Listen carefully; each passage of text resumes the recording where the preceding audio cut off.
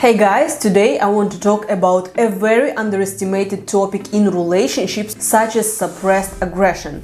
Even if you did not deliberately search for this video, I highly recommend you watch it, as it can give you answers to many questions, since suppressed aggression can be responsible for your anxiety and depression, for drug and alcohol addictions, for numbness and apathy in relationships, and even for erectile dysfunction and sexual desire.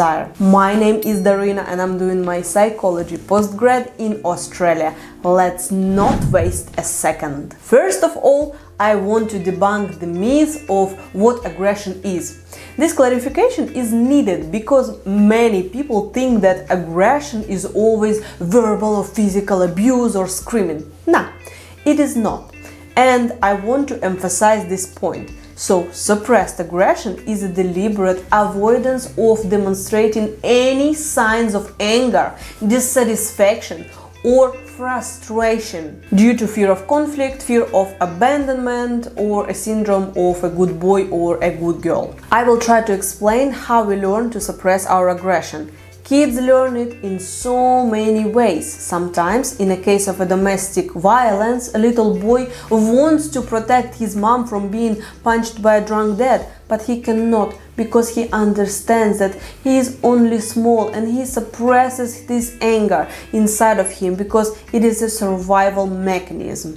Or a highly religious family can also have a negative attitude towards children expressing their true feelings, and moreover, they force their children to keep the perfect face, to keep the image of a perfect family in front of others in a community, which of course do not contribute towards a healthy way of expressing emotions, and literally teaches a child to control themselves all the time, even though it is life and negative things happen and kids' emotions are still there, but they are constantly suppressing it. Little example from my life that fits here. I remember I was around 10 and we had this tradition at school that on the 8th of March, which is International Women's Day in Europe, boys would bring sweets, set up a table in a classroom, and we would have this get-together time with classmates, celebrating Women's Day. And the same girls would do it for the boys, celebrating Men's Day. So it was exactly this case when we did this little surprise party for our boys, and they came, they ate, and after left us to go to the girls from the other class, kinda like joining other party. I think that class was 1 year older, so they left us for older girls. Anyways, I know it sounds so childish and funny, but we were just furious at such betrayal. Anyway, me coming home already fuming, throwing the backpack on the floor while entering the door, and really loudly starting to talk about how dare boys are, using some bad words. And my auntie literally rocks up in the corridor and says that we have a full house of guests and how rude I am to bring attention to such stupid things, especially in front of people. I had no idea regarding guests that they were there, since they were in the other room. Anyway, this is just one of the examples of how kids can start learning that demonstrating anger and frustration is not safe, and it is judged and you can get in trouble for it. What are other reasons why adult people suppress their aggression? Being rejected for expressing anger in the past, having perfectionistic or neurotic tendencies, having the tendency to intellectualize your emotions, wanting to please others, having limited emotional intelligence, having a position of authority that requires a stoic, neutral personality, having high levels of shame, struggling with impulse control and emotion regulation, and so on. So now we know why that is happening. So let's talk about why this is so detrimental to mental and physical well-being. How is suppressed aggression affecting you? But before we proceed, can you please hit the like button and subscribe to my channel? It really helps me as a new creator to develop this channel. Probably the most common manifestation is overuse of sarcasm or cynicism and being passively aggressive. I have 2 videos on passive aggression. I will leave links in the description, but in a nutshell, those negative emotions are not gone. They are suppressed, so passive aggressive comments or gestures are needed for you to somehow getting rid of them, bit by bit. Of course, it is unhealthy and really damages a relationship, but this is how you, most of the time not purposely, are dealing with it. Next way of dealing is overusing distraction or avoidance to cope with difficult emotions. And those distractions can be alcohol, drugs, porn, and any other addictions. Next one is becoming defensive when accused of being angry, or even explosive when you do find yourself angry. Why is that? Because due to this need to hide your true emotions out of fear of abandonment or any other reason, when being exposed or unmasked, I can see that you are not who you are and that you are angry person, bad boy, bad girl. And this is of course freaks out the person, and this is their huge secret, so they give those reactions of defensiveness. Next one is feeling the need to control many things in your life and experiencing chronic muscle tension or headaches. Next one is particularly damaging for men, and it is psychogenic erectile dysfunction. Yes, this can also be related to suppressed aggression. Let me explain.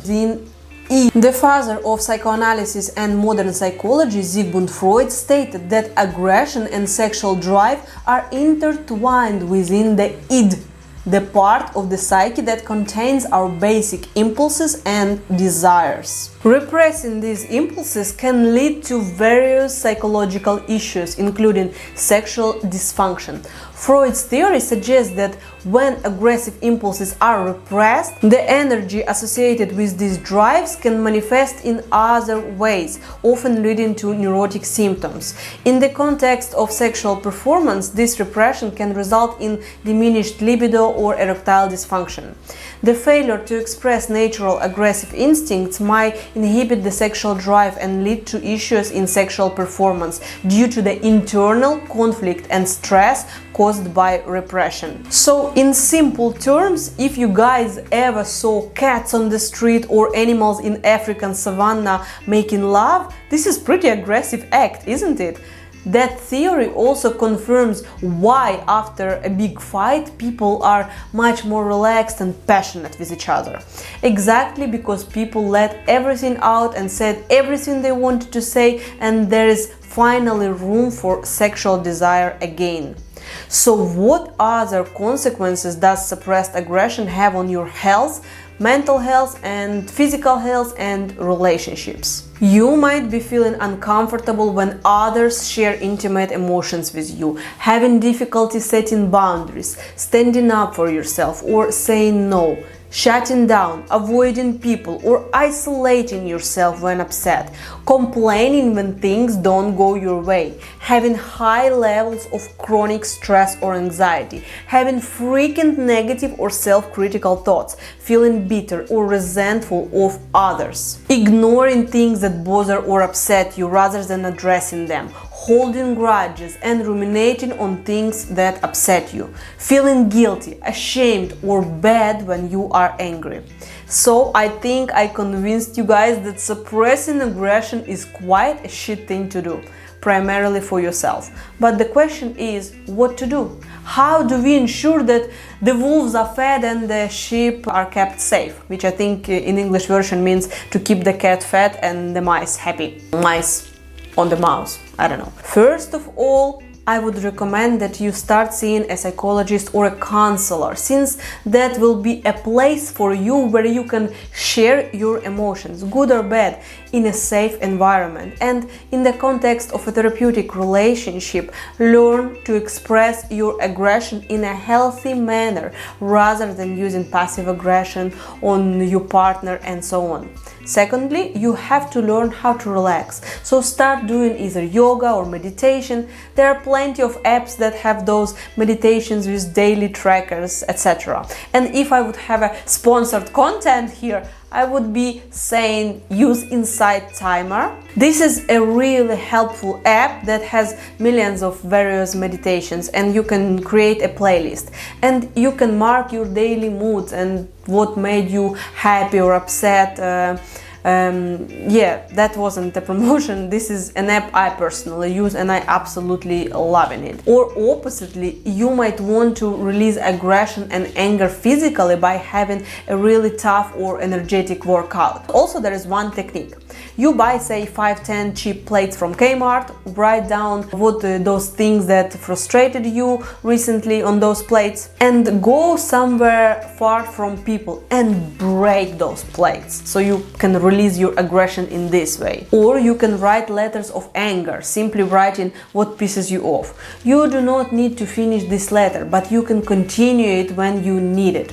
Of course, it's better to write it by hand on the paper. You're technically exerting an effort by physically removing those thoughts and emotions from your head and putting it on a paper. But you can also do it in notes on your phone if that's easier. Anyway, if you Google it, it will show you lots of different ways to release aggression and tension without hurting others or yourself.